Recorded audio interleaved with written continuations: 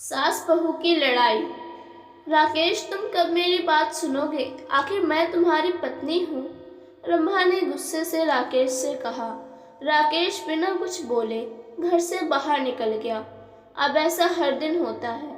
रंभा अपनी सास दमयंती जी की बहुत इज्जत करती थी, लेकिन दमयंती जी हमेशा उसे नीचा दिखाने की कोशिश में लगी रहती थी। आज भी वही। रंभा ने सुबह जल्दी उठकर नाश्ता बनाया। राकेश को सूजी का हलवा बहुत पसंद था, इसीलिए उसने नाश्ते के साथ हलवा भी बनाकर सभी को परोस दिया। उसके ससुर नरेश जी ने दमयंती जी को टोकते हुए कहा, ये क्या फिजूल खर्ची है, सुबह सुबह देसी घी का हलवा। दमयंती जी ने रंभा को डांटते हुए पूछा, क्यों बहू, ये देसी घी क्या तेरे मायके से आया है? माँ जी, वो इन्हें हलवा बहुत पसंद है, इसीलिए थोड़ा सा बनाया है। ये कहकर रंभा राकेश की तरफ देख रही थी, शायद वो कुछ बोले। तभी दमयंती जी ने कहा, मैं सब जानती हूँ, मेरे बेटे का बहाना करके खुद खाने का मन होगा। राकेश चुपचाप नाश्ता करते रहे। रंभा की आंखों से आंसू छलक गए। इससे ज्यादा बुरा तब लगा जब राकेश बिना हलवा खाए ही ऑफिस के लिए चल दिए। रंभा घर का काम समेटने में लग गई। इधर दमयंती जी बाहर डाइनिंग रूम में बैठकर बड़बड़ाती रही। काम करके रंभा अपने कमरे में जाकर रोने लगी। कितने नाजों से पाला था उसे उसके पापा ने। उसे आज भी याद है, एक बार उसने गाजर के हलवा बनाने के लिए कहा था, लेकिन माँ ने सूजी का हलवा बना दिया था। पापा को जब ये पता लगा तो वे तुरंत बाजार गए, वहाँ से ढेर सारा गाजर का हलवा ले आए थे और उस दिन बिना कहे 2-3 दिन में गाजर का हलवा बनने लगा। आज उसे सूजी के हलवे के लिए कितनी बातें सुनाई जा रही हैं। उसे गुस्सा सास ससुर पर नहीं, राकेश पर था, जो कि कुछ नहीं बोल पाए। शाम को जब उसने राकेश से शिकायत की तो वो बस इतना ही बोले, इस घर में केवल माँ की पसंद का खाना बनता है, आगे से मेरी पसंद का कुछ मत बनाना। रंभा ने राकेश से बात करनी बंद कर दी थी। आखिर क्या कसूर था रंभा का? यही कि वह राकेश से बहुत प्यार करती है। इसी तरह कुछ दिन बीत गए। एक दिन रंभा ने दमयंती जी से कहा, माँ जी, मैं अपने घर जाना चाहती हूँ, कुछ दिन के लिए। अगर आप कहें तो आज ही चली जाओ। कई दिन पहले माँ का फोन आया था, कह रही थी पापा की तबीयत ठीक नहीं है। दमयंती जी वहाँ जब भी जाती हैं, 1 सप्ताह से वापस नहीं आती। घर का काम कौन करेगा? तेरे ससुर और मेरा बेटा शाम को थक हार कर घर आएंगे, यहाँ उन्हें खाना भी नसीब नहीं होगा। मुझे तो चक्कर आ रहे हैं, मैं खाना नहीं बना सकती। जाना है तो 1 दिन के लिए चली जा। रंभा मन मार कर 1 दिन के लिए पियर पहुंच जाती है। वहां पहुंचकर उसे और भी आश्चर्य होता है। भाभी, मम्मी पापा कहाँ गए? रंभा ने घबराकर पूछा। उन दोनों का घर में मन कहाँ लगता है, तीर्थ पर गए हैं, ना जाने कब आएंगे। वैसे तुम कितने दिनों के लिए आई हो? क्योंकि मुझे भी अपने पीहर जाना है। रीता भाभी का यह व्यवहार देखकर रंभा चौंक गई। क्या ये वही भाभी हैं जो इनसे बहुत स्नेह जताती थी? रंभा सोफे पर बैठी सोच रही थी। अच्छा, वो जो भैया ने मकान के पेपर साइन करा लिए थे, मैंने अपना हिस्सा छोड़ दिया था, शायद उसी साइन के लिए मेरे से प्यार जताया जा रहा था। रंभा उठकर खड़ी हो गई। भाभी, मुझे कुछ काम याद आ गया है, मैं फिर आऊंगी, कहकर वह तेजी से घर से बाहर निकल गई। पीछे से गेट बंद होने की आवाज से वह समझ गई कि उसके जाने से भाभी को कोई खास फर्क नहीं पड़ा। भारी कदमों से चलते हुए वह मंदिर पहुंच गई, क्योंकि शाम से पहले यदि ससुराल जाती तो दमयंती जी उससे कई सवाल करती। मंदिर में जाकर उसने भगवान के दर्शन किए, बस ना कुछ मांगा ना कुछ बोला। भगवान के चरणों में शीश नवाकर वह बाहर आकर बैठ गई। तभी सामने के पेड़ के नीचे उसे अपने माता पिता बैठे दिखाई दिए।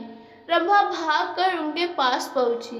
रंभा को देखकर उसकी माँ रोने लगी। बेटी, तू यहाँ कैसे?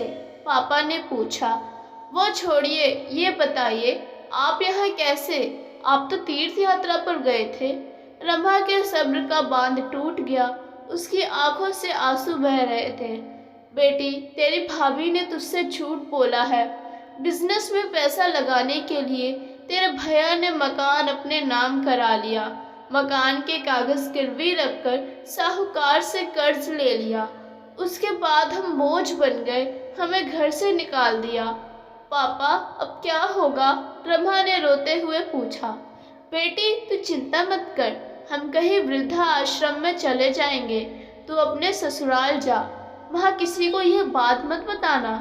अपने माँ बाप को इस हाल में देखकर वह उन्हें अपने साथ ले जाना चाहती थी, लेकिन जहाँ उसकी कदर नहीं है वहाँ माँ बाप की क्या इज्जत होती। भारी मन से रंभा ससुराल की ओर चल दी। आज उसे अपने लड़की होने पर अफसोस हो रहा है। काश वो अपने माता पिता के लिए कुछ कर पाती। घर आकर उसने बहुत मुश्किल से घर का काम निपटाया। उसके बाद अपने कमरे में जाकर गुमसुम बैठ गई। उसकी आंखों से आंसू बह रहे थे। राकेश अपने ऑफिस के काम में लगे हुए थे। जब वे सोने आए तो रंभा से पूछ बैठे, क्या बात है, आज फिर माँ की कोई बात बुरी लग गई जो आंसू बहा रही हो? रंभा अपने को रोक नहीं पाई और उसने रो रो कर सारी बात राकेश को बता दी। क्या माँ पिताजी को यहाँ ले आए?